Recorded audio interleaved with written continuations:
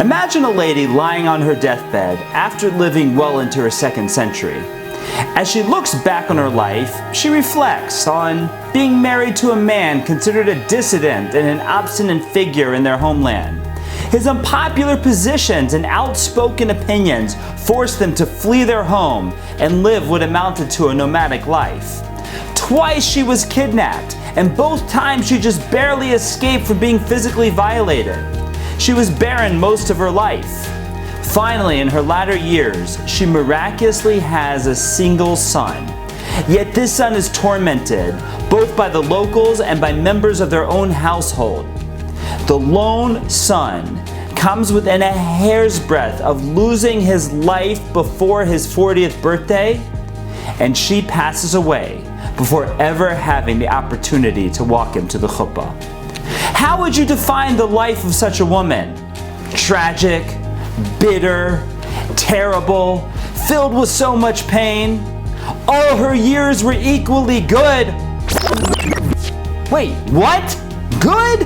What's good about this life? Yet the life that I have described was the life of our matriarch Sarah. And it is our classical commentaries that teach us that all of her years were equally good. How in the world are we to understand such a thing? Yes, if we look at the outer shell of Sarah's life, it can look quite depressing. Yet we are taught that this was clearly never the way that she looked at her own life. The barren years were to her just as good as the days that she finally became a mother.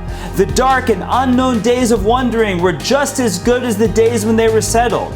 You see, Sarah's life was driven by a clear idea. She knew that our circumstances do not define us. Rather, we give definition to our circumstances. As the strategist Tony Robbins teaches, it is your decisions and not your conditions that determine your destiny. Sarah made a clear decision in her life that the conditions, no matter how difficult they were, would not define who she was. She was determined to live a life where every single day of her 127 years was just as good as the one before and just as good as the ones that would come after.